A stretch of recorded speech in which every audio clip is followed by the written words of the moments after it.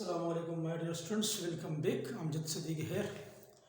आज हम first year की बायोलॉजी के चैप्टर नंबर 3 का कमिंग जो नेक्स्ट लेक्चर है, लेक्चर नंबर 4 को हम डिस्कस करेंगे, जो बेसिकली 3 मेन स्टेप्स पर मुश्तमिल होता है। इसी टॉपिक में मेनली हमने रिएक्शंस के मैकेनिज़म्स के बारे में हमने डिस्कस करना है। जिस तरह के आपके टेक्स्ट बुक में लिखा है कि 3 ways of thinking about enzyme catalysis. Enzyme जो कैटालिसिस करते हैं इसके मुतालिक क्या है, 3 ways ऑफ थिंकिंग, 3 तरीक़ों से हम सोच सकते हैं कि एंजाइम किस तरीके से कैटालिसिस करते हैं, किस तरीके से रिएक्शन करते हैं। अब ये जो 3 तरीके हैं वो 3 तरीके कौन कौन से हैं? उसमें एक रिएक्शन मैकेनिज़्म है, दूसरा आपके पास मॉलिक्यूल ज्योमेट्री है, और थर्ड इंशाल्लाह इसके बाद डायरेक्ट ये लेक्चर मैंने प्रिपेयर किया ऑलरेडी, उसको मैं एनर्जी चेंजेस वाला जो है, जो एक्टिवेशन एनर्जी, उसको मैं सेपरेटली रिकॉर्ड करूँगा क्योंकि फिर वीडियो लेंथी हो जाएगी। जो ही ये लेक्चर ख़त्म हो जाए इंशाल्लाह इसके हम थर्ड स्टेप्स की तरफ हम जाएंगे। थर्ड जो इसका वो है फेज़ है। तो 3 तरीक़ों से आप सोच सकते हैं। They are describe the same process. ये तीनों जो हम पढ़ेंगे, जिसमें रिएक्शन मैकेनिज़्म है, मॉलिक्यूल ज्योमेट्री है, और थर्ड आपके पास जो एनर्जी चेंजेस है, ये सेम प्रोसेस को डिस्क्राइब करते हैं, बयान करते हैं, एक्सप्लेन करते हैं। दो अगरचे इन डिफरेंट वेज, लेकिन उसके वेज जो होते हैं, रास्ते जो होते हैं, वो तरीक़ाकार जो होता है वो मुख्तलिफ होता है। And you should know about each of them, और आपको तीनों के बारे में मालूम होगा, आपको मालूम होना चाहिए तीनों के बारे में। तो उन तीनों को इंशाल्लाह हम आज डिस्कस करेंगे। उसमें सबसे पहले है रिएक्शन मैकेनिज़्म। अब रिएक्शन मैकेनिज़्म हम थोड़ा बहुत स्टार्ट में इंट्रोडक्टरी क्लास ऑफ एंजाइम्स में भी हम डिस्कस कर चुके हैं कि फॉर एग्जांपल देखिए रिएक्शन मैकेनिज़्म किस तरह होता है। आपके पास ये एक एंजाइम है और एंजाइम पर एक एक्टिव साइट होता है, जो आपको पता है कि the site on enzyme to which substrate binds is called active site. और इसी एक्टिव साइट में एक सबस्ट्रेट बाइंड होता है। सबस्ट्रेट क्या होता है? The substance which binds to the active site of enzyme is called substrate। तो ये सबस्ट्रेट है, ये एंजाइम है। इधर लिखा है substrate entering active site of enzyme. ये सबस्ट्रेट इस एंजाइम के एक्टिव साइट में आने की कोशिश कर रहा है। अब अगर आप देखें सबस्ट्रेट का शक्ल एंजाइम के एक्टिव साइट से थोड़ा सा मुख्तलिफ है, क्योंकि इससे प्रीवियस लेक्चर में जो मोड ऑफ एंजाइम एक्शन था, जो मैकेनिज़्म ऑफ एंजाइम एक्शन था, उसमें हमने 2 हाइपोथेसिस के बारे में हमने डिस्कस किया था। एक लॉक एंड की हाइपोथेसिस थी और एक आपके पास इंड्यूस फिट मॉडल थी। हमने कहा था कि जो इंड्यूस फिट मॉडल है ये मोस्ट एक्सेप्टेबल है। वो क्यों? क्योंकि उसके लिए सबस्ट्रेट, उसी के मुताबिक सबस्ट्रेट के लिए एंजाइम अपने एक्टिव साइट को थोड़ा सा मॉडिफाइड कर देता, थोड़ा सा चेंज कर देता है। तो फिर जब ये सबस्ट्रेट इस एंजाइम के एक्टिव साइट में बाइंड होता है तो एंजाइम सबस्ट्रेट कॉम्प्लेक्स बन जाता है। ठीक है, इधर हमने लिखा है एंजाइम चेंजेस शेप स्लाइटली ए सबस्ट्रेट बाइंड्स। जो ही ये सबस्ट्रेट इसी एक्टिव साइट में बाइंड होता है, इधर एंजाइम अपने एक्टिव साइट में थोड़ा सा चेंज लेके आता है, थोड़ा सा मॉडिफाइड हो जाता है। मीन्स ये इंड्यूस फिट मॉडल की तरफ इशारा है। इसके बाद फिर क्या हो जाता है? अब ये तो बाइंड हो गया। अब ये एंजाइम में क्या करना है? इसी सबस्ट्रेट को चेंज करना है।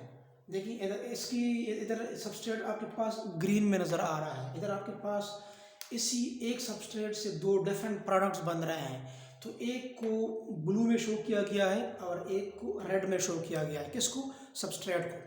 क्योंकि एंजाइम क्या करता है, इसको चेंज कर देता है, इसी सबस्ट्रेट को प्रोडक्ट्स में कन्वर्ट कर दिया जाता है। ये आपके पास प्रोडक्ट्स बन जाते हैं। ठीक है, और प्रोडक्ट्स जो होते हैं, और इससे एंजाइम जो होता है ये फ्री हो जाता है। और ये एंजाइम बिल्कुल इस तरह है जिस तरीके से ये स्टार्ट में थी, स्टार्ट ऑफ द रिएक्शन में थी। इससे पहले भी हमने पढ़ा था कि एंजाइम जो होता है उस पर दो साइड होते हैं, एक कैटालिटिक साइड होता है और एक बाइंडिंग साइड होता है। फॉर एग्जांपल ये कैटालिटिक साइड है और ये बाइंडिंग साइड है। बाइंडिंग साइड तो बाइंडिंग में हेल्प करता है, सबस्ट्रेट को एंजाइम के एक्टिव साइड के साथ बाइंडिंग में हेल्प करता है। और कैटालिटिक साइड जो होता है क्या करता है, वो कैटालाइजिंग करता है, वो सबस्ट्रेट में जो बॉन्ड्स होते हैं उसको ब्रेक डाउन करता है। नॉर्मली एंजाइम जो होता है जब ये सबस्ट्रेट के साथ बाइंड होते हैं, इसके दरमियान कुछ हाइड्रोजन बॉन्ड्स, कुछ इंटरेक्शंस इसके अंदर पाए जाते हैं, और जिसके नतीजे में सबस्ट्रेट जो होता है वो एंजाइम के एक्टिव साइड के साथ फिट हो जाता है। मीन एंजाइम के एक्टिव साइड पर चार्जेस होते हैं, अगर ये नेगेटिव चार्ज है तो पॉजिटिव चार्ज वाले जो होते हैं इधर बाइंड होंगे, क्योंकि आपको पता है कि एंजाइम अमीनो एसिड से बना है। अमीनो एसिड क्या होती है, चार्ज होते हैं, नेगेटिव चार्ज वाले अमीनो एसिड भी होते हैं, पॉजिटिव चार्ज वाले भी होते हैं। तो नेगेटिव के साथ पॉजिटिव वाला सबस्ट्रेट, पॉजिटिव के साथ नेगेटिव वाला सबस्ट्रेट क्या होता है, बाइंड होता है। तो एक जनरल क्या है, रिएक्शन मैकेनिज्म होता है जिसके तहत आपके पास सबस्ट्रेट जो होता है वो प्रोडक्ट्स में कन्वर्ट हो जाता है। जब ये एंजाइम सबस्ट्रेट कॉम्प्लेक्स बनता है तो ये इधर क्या बन गया है, बेसिकली अभी ये प्रोडक्ट्स बनने वाले हैं। तो इधर मैंने लिखा है एंजाइम प्रोडक्ट्स कॉम्प्लेक्स, फिर products leaving active side of enzyme. अब ये प्रोडक्ट्स बन गए, इसने एंजाइम के एक्टिव साइड को छोड़ दिया, क्योंकि एंजाइम ने अपना काम कर दिया, सबस्ट्रेट को प्रोडक्ट्स में कन्वर्ट कर दिया। अब एंजाइम फ्री है for an other substrate to bind the active side of that enzyme. तो इसको हम कहते हैं रिएक्शन मैकेनिज्म, ये पहला वे है। तो इधर हमने लिखा है कि सारे वेज जो हैं वो सेम प्रोसेस को डिस्क्राइब कर रहे हैं, बट इन डिफरेंट वेज, मुख्तलिफ तरीक़ों से, ठीक है। अब इसमें भी तो प्रोडक्ट्स बन रहे हैं। अब इसके बाद जो आपके पास है मॉलिक्यूल ज्योमेट्री या मॉलिक्यूल्स अरेंजमेंट, तो इसका भी सेम मतलब है कि एंजाइम ने क्या करना है, सबस्ट्रेट को प्रोडक्ट्स में क्या करना है, इसको कन्वर्ट करना होता है। अब देखिए आपके पास तो ये जो मॉलिक्यूल ज्योमेट्री है, इसके लिए मैं एन अदर कोई डायग्राम, कोई स्केच ड्रा नहीं कर रहा, सेम स्केच जो होता है ये इसको एक्सप्लेन कर रहा है। ये जो डायग्राम इधर आपके पास बनाया गया है, इसी एंजाइम, इसी डायग्राम की मदद से मैंने क्या करना है, इसी टॉपिक को भी मैंने क्या करना है, इसको एक्सप्लेन करना है। अब अगर आप देखें इसमें मॉलिक्यूल ज्योमेट्री में हम इस तरह आते कि हर एक एंजाइम का अपना एक ग्लोबुलर शेप होता है, एक डायमेंशनल 3 डायमेंशनल स्ट्रक्चर होता है एंजाइम का, ठीक है, जिसमें मेनली जो होता है एक एक्टिव साइड होता है और एक बल्की एरिया होता है जिस पर फिर एलेस्टेरिक साइड भी होता है, जो प्रीवियस लेक्चर में हम डिस्कस कर चुके हैं। बल्की साइड में जो मेन साइड होता है।